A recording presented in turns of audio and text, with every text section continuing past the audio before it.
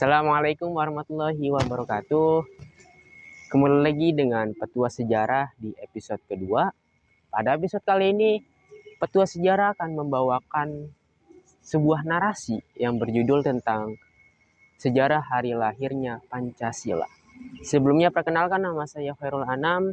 Saya dari Departemen Komunikasi Informasi Himpunan Mahasiswa Sejarah Peradaban Islam, yang mana di sini saya sebagai pembicara dalam Petua Sejarah di episode kedua. Baik, langsung kita simak bagaimana sejarah hari lahir Pancasila. Sejarah lahirnya Pancasila berawal dari kekalahan Jepang pada Perang Pasifik, yang pada masa itu mereka kemudian berusaha untuk mendapatkan hati masyarakat Indonesia dengan menjanjikan kemerdekaan kepada Indonesia dan membentuk sebuah lembaga yang tugasnya untuk mempersiapkan hal tersebut, yaitu mempersiapkan kemerdekaan Indonesia.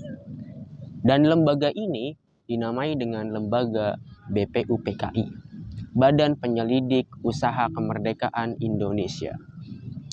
Yang mana pada sidang BPUPKI itu dipimpin oleh Dr. Rajeman Widyodiningrat, dan sidang pertamanya dimulai pada tanggal 29 Mei 1945 yang diadakan di gedung Chu Seng In atau sekarang yang disebut dengan Gedung Pancasila. Singkat cerita, kemudian pada tanggal 1 Juni 1945, Presiden Soekarno dalam pidatonya mengutarakan sebuah gagasan yang disebut dengan Pancasila. Panca yang artinya 5, sedangkan sila yang artinya prinsip atau asas. Jadi Pancasila adalah 5 prinsip atau 5 asas.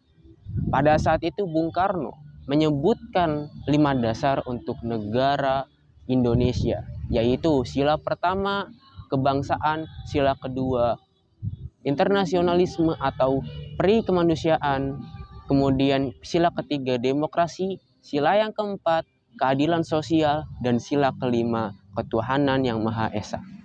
Tentunya usulan Soekarno tidaklah serta-merta begitu saja diterima oleh peserta sidang. Terdapat beberapa perbedaan pandangan antara beberapa pihak, seperti Muhammad Yamin dan lain-lain.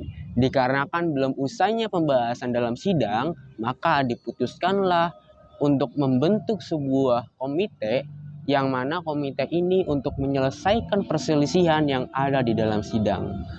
Dan komite ini kemudian dikenal dengan sebutan Panitia 9, yang beranggotakan Insinyur Soekarno, Muhammad Yamin, Abikus Cokrosuyoso, Agus Salim, Wahid Hasyim, Muhammad Yamin, Ahmad Subarjo, Mr. A.A. Maramis, dan Abdul Kahar Muzakir. Kesembilan tokoh inilah yang akhirnya menyelesaikan pembahasan mengenai dasar-dasar negara, termasuk juga Pancasila.